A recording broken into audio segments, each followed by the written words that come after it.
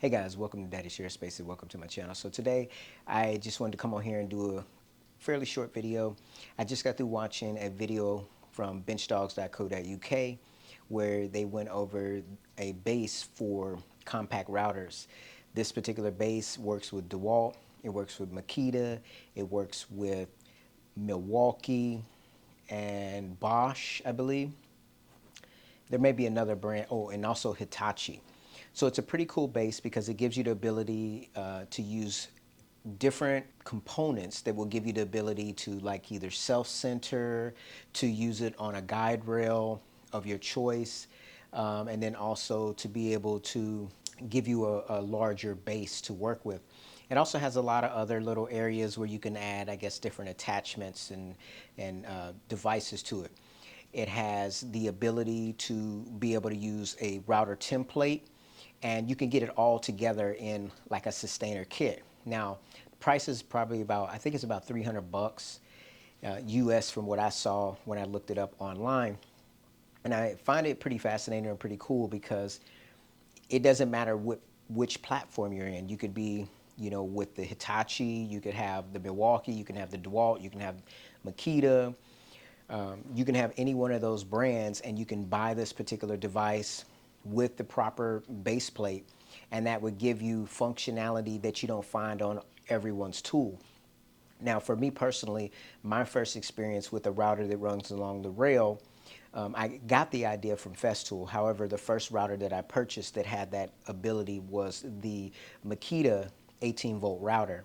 And I ended up buying the router, the edge guide, and then also the attachment so that it can work on the rail. And that's great. I also have a edge guide, or not an edge guide, a rail attachment for my DeWalt. It's a DeWalt router. And that's also, I think I may have had that one prior to the Makita, but cordless, it was the Makita. The reason why I bring it up and say it's a pretty nice little device is because had devices like this been available many years ago, I think that it would have helped me to, kind of maybe either stay in one particular platform or the other. I find that additions like this to the tool environment is very helpful because people don't have to choose one brand over another. These kind of bridge devices give you a lot of functionality. Benchdogs is one of the manufacturers that have made a guide rail rail hinge that gives you the ability to use whatever track saw you want to use. You can use the Milwaukee, you can use the Festool, you can use the Makita, you can use even the DeWalt. These added capabilities allow you, or basically make it to where you don't have to jump brands if you don't want to. Now, the downside is the fact I purchased my Makita router with the guide rail attachment many years ago, so of course I can't go back in time and undo that purchase. The thing is, you just have to wait for these things to come to market, but when they do come to market, it's actually a well thought out idea.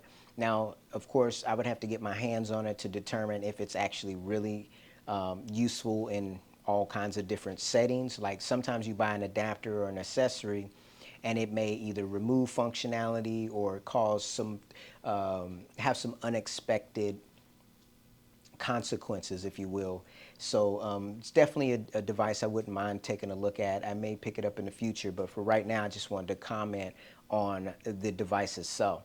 So I'll actually put the link to the video in the description so you can actually go to it and look at it for yourself and see what you think, if you think it's cool. I think the ability to be able to self-center, like if you wanted to do a mortise in the center of a board, is pretty cool. I also think that having the ability to attach any of these particular routers to a guide rail, like the Festool rail or any other rail, would be advantageous if you wanted to, like, say, do a groove across a board. Maybe if you're doing bookends and you wanted the shelves to be exactly even, you wouldn't have to route those independently. You could actually leave the board as one full piece and then just go ahead and do your dado all the way across and then cut the boards afterwards, ensuring that both ends will meet up perfectly. So that's the reason why I bought my Makita router with the guide rail attachment, because I thought that, I mean, if you're going to be using, a guide rail with a track saw, I mean, it's definitely pretty cool and awesome to be able to use a similar type of technology with your router. Anyways, guys, just a short little video. Thanks for taking time to check it out. I'll see you in my next one. Take care.